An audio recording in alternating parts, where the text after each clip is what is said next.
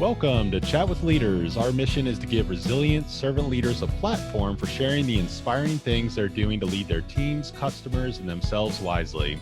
I'm Jeff Bond, Director of Client Services at Berry, and today's host. I'm joined by Mark McKenzie, a terrific person who has led a successful digital printing business in Atlanta for over 40 years called Docqmax. Mark, welcome to the show. Thank you for having me on, Jeff. I appreciate it. My pleasure. So the point of this show is to give you, our guests, a platform for sharing the inspiring things that you're doing to lead yourself to overcome the current circumstances. It certainly was inspired by the current condition of coronavirus crisis and pandemic, and but really how you've led in any time and what kind of principles you've put into practice. So the first question I want to ask you is, what does the word servant leadership mean to you? Well, I think even from a very young age, it was kind of instilled into us from our father that basically, it was lead, follower, and get the heck out of the way. Similar to what I think Ted Turner had that on his desk. And being a leader is a lot. It's challenging. It's lonely, but it is something that it's easier to do if you're a leader. And by being a leader, you have to set those examples and on daily example, because everybody watches you. Even as a father, I learned from a very young age, my children watched every move and action I made, and they would mimic me. And that's what you have to realize is employees are just like those children. They're watching every move you make, how you deal with your vendors, how you deal with your customers, how you deal with other employees. And being a servant leader is basically giving of yourself, but also trying to figure out and find out what your vendors, clients, customers, employees, what they need in order to do their job well. And a lot of time it is basically providing them the tools and then stepping back and allow them to utilize those tools and then come back and help them when they run into roadblocks or difficulties. So it's important to be a servant leader. Is basically is giving up a lot of control, but what you're doing is you're empowering others to do the things that need to be done. I love that. And there's so many context that comes with that around humility and vulnerability. And you said the word lonely, being lonely as a leader. People don't often think of that, but it's true. When you feel that burden, you feel that sense of responsibility towards others. And I know that you're authentic in owning that responsibility. I've seen that firsthand. And I've known a lot of people in the Atlanta community who have said that you're one of the most remarkable connectors and that you're one of the most well-networked leaders in Atlanta, with many other kind words that follow that. And I know that your natural humility guides your leadership, but as you reflect on these kind of comments that maybe you either hear directly or indirectly now, it may be a surprise to you hearing that, to what do you attribute those words and your success in business and building meaningful relationships in your career? Well, I think first of all, it's I challenge that with people and individuals to say that I know a lot of people, but consistency. We've been around for more than 40 years, so I've consistently dealt with other individuals in this business community, and I've consistently been in a printing company. I've consistently been at the front line of networking and doing sales and marketing. So consistently, I've actually done the same thing. I've tried to lead in the same way I've always led. I've learned a lot over those 40 years. I've learned that I am not one of the best. There are a lot of people that I meet that are a lot better, a lot more connected, but that's part of the deal is that I'm learning as I move along and move forward, and I'm meeting people. And when I share the fact that really it's about me being a servant leader, even it's about sharing my blessings and my opportunities with others, and that would be my connections. So the value of the people that I meet, I look for opportunities to help those individuals connect with the right people that can help them with their problems, personal business problems, help create revenue opportunities for those individuals without the thought that uh, I'm not doing it just so I can make money. Money is really the last thing. I need to make money. My dogs like to eat. If I don't feed them, they chew at my ankles. But you know, it's all about giving and paying it forward on a regular basis, day in and day out, and and doing it with intention. Being intentional about making those introductions, making those connections, finding individuals. And I find that a lot of people want to connect with me, but they also want to connect with the individuals I introduce them to for that same reason, because they know it's sincere, honest, and those people, for the most part, are trustworthy. And that's what creating quality business relationships is, and personal relationships is all about. So I couldn't agree with you more. And I believe that leadership or really anything, it's a lifelong journey of learning. We don't have it all figured out, right, unfortunately. As much as we would like to know everything and we would like wisdom to be attributed to, we've got our brain packed with every bit of information we ever need to survive. You learn everything till the day you die, right? that's You're right. always learning. And some of the best inspirational people that I've known in my life, I've been sitting in a room with them and they're asking questions and their later stage in life. And then, you suddenly learn that they've gone into a better place that week. Right. And I'm just so inspired that people like that are still quiet and listening and seeking wisdom from above. It just, it really touches me every time. And it really helps me reflect on just continuously trying to improve and get better and serve others. So thank you for those great words. Was there a key moment in your life that was an awakening or a tipping point that helped you refocus your purpose towards serving others like that? Well, it actually started probably in about 2006 or seven. Um, I was asked to participate in a basically a C-level executive networking group, and I basically told the individual that she asked me and said, "Well, you would be perfect." And I questioned it. I said, "Well, no, I'm not really that person," because in a way, I'm, believe it or not, I most people say you're an extrovert. I'm somewhat of an introvert. I would rather be out on a lake fishing by myself, being on a walk by myself. But I have to excel at creating business opportunities, so I have to go out there in the public and meet it. And she basically told me that, basically said, Tracy said, "Mark, you have the abilities to connect others, and you do it without even thinking about it.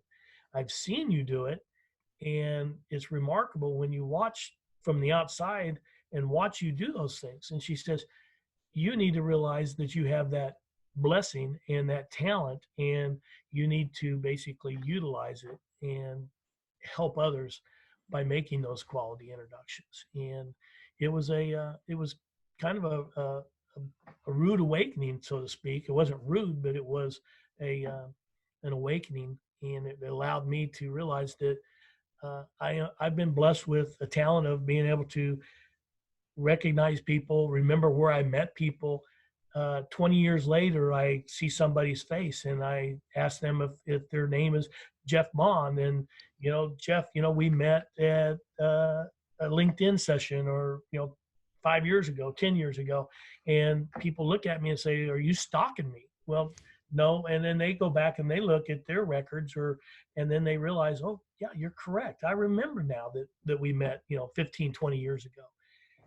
I have that blessing. I haven't been able to monetize that blessing, other than the fact that it's as far as dollars go, but that's I monetize it daily by helping others. And it kind of was Tracy Bailey basically told me that, I needed to start utilizing that. It was natural for me. I didn't realize it. I was doing it. That was the awakening period. So, and I really started focusing more on it. And then I was lucky enough that basically an application called LinkedIn showed up, and I was able to start utilizing LinkedIn and helping, gather those connections and make new connections and build on that. And it's a very powerful tool for me. I utilize that in an ACT database that I've had for about 17 years. So, Well, thank God for Tracy Bailey for recognizing that in you, and certainly being an introvert can be turned into a strength, quite frankly, because a lot of people who are extroverts are extrovert in a sense that they're more focused on their self-serving needs when they're out. You go to these networking events and we all know them, and they come to you like a shark in the room, and they have kind of their agenda in mind of what they want to accomplish. But what I'll always remember about you is when we went to that LinkedIn networking session, and it was a great networking event. We learned a lot. You had probably about 10 guests that you had invited to come with you to this event, the most out of anybody in your group. And you and I met briefly, and you reached out immediately afterwards and invited me to grab coffee with you. And just your authenticity and way about you made me realize that that was a gift that God was giving me to come spend time and get to know you more personally. And I'm so thankful for that, and I'm thankful for your inspiration and your. I'm just proud to know you and proud to receive your wisdom in that time and going forward. So I continue to see the good things that you're doing. Mark, last question. In this difficult time of economic decline due to the coronavirus, I'm sure you've never seen anything like this in your business lifetime. Certainly, we've seen some recessions and some pretty impactful things in 40 years. But talk to me a little bit about how you're keeping positive and keeping the momentum going in your business and for your team. well, first of all, I think I mentioned, my grandchildren live in our house with my son currently and have for a while he's getting his business up and running and off the ground. And he travels a lot, so we've been blessed to be able to help him with his family. And when I every morning I see my granddaughter and my grandson, and I realize that I need to make this world a better place and virus free as best as I can. And that virus is not only the coronavirus, but it's the virus in people's heads that are not. I don't want to do this. I can't do this. I'm not allowed to do this. It's all negative thinking, and it's. My dad used to always say, "Think pink," and that was think positive. Get the negative thoughts out. Think pink. Be positive. Be positive in your actions and interactions. And so the thing is to find something that I can do today that'll make life better tomorrow, and uh, and being intentional about it, and live your life with intent. There's a reason why I'm on this earth. I had a health issue with my heart 5 years ago, and I almost didn't make it. I mean, I'm just going to tell you, I was borderline with surviving the surgery, and with that in thoughts is, I realized that there was a whole lot more for me to do on this earth, and I was blessed by the Lord to basically be able to spend another 5 years on this earth so far. And so the virus is not necessarily the coronavirus. It's basically the virus that you're allowing to the negativity that you allow. There's a lot of positive things going on. I mean, you look at the workers in the grocery stores, you work at the front line, the nurses and the doctors that are basically putting their lives on the line so we all can survive. And not all of us are making it. And, you just have to say prayers for the individuals, for both of those individuals, the ones that haven't made it, the families of the deceased and the actual deceased. But, my job as an American and as a Christian is basically is to be better at what I do every day and with intention. And what can I say?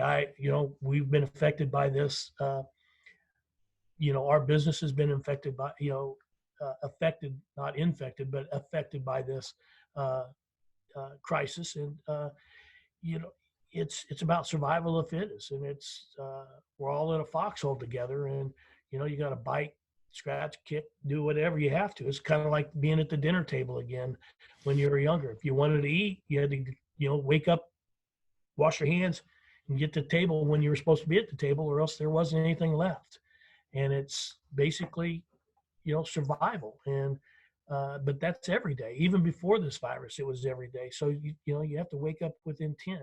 And am I going to be sitting here being negative and being negative to my surrounding and negative to the people, or am I going to be positive and create a positive vibe and smile and let other people know that everything's going to be all right? It's uh, there's a reason for this, and there's a purpose, but basically wake up in the morning with intent, to be a better person, to create a better life, not only for yourself, but for the people that, you're surrounded with, the neighbors in your neighborhood, the people down the street, the teachers in the schools, all those things. And that's kind of what I kind of live by that motto. Every day I wake up with intent to be a better person, to set myself up for a better tomorrow. And, but at the same time, have my luggage packed, because the Lord may call me tomorrow. You just never know. And, but my luggage needs to be packed, but I have to be intent on making it a better tomorrow, because if I'm around, I want better things for myself, but I also want better things for my children, my grandchildren, their grandchildren, my neighbors, their children, their grandchildren. So, and I'm only one person, but it starts with one person. So it's beautifully said. And I typically close my show with a call to action, but my call to action would be to just rewind this for the last few minutes and listen to the beautiful words that you just shared, because I couldn't, quite frankly, say them any better. So I will close the show. Mark, again, thank you so much for joining us on Chat with Leaders. It was a blessing to have you on the show. How would you prefer that people get a hold of you if they would like to? Well, they can email me at McKenzie, McKenzie at docqmax.com, or they can go to my website, which is docqmax.com, and or they can call us at 404-724-9963, and they can either speak to me or one of the McKenzie brothers. If they ask for Mr. McKenzie, there's 4 of us in this print shop. One of us will answer. Wonderful people in the digital printing space. I would highly recommend that you do that. We will be sharing this episode on our website, chatwithleaders.com, as well as our social media, LinkedIn, Facebook, Twitter, Instagram. Our handle is @chatwithleaders. If you have any questions for myself or my co-host, Chris or Tim, you can email us, info@chatwithleaders.com. Mark, thank you so much again for being with Chat with Leaders. Thanks, Jeff. Stay blessed, my friend, healthy and safe.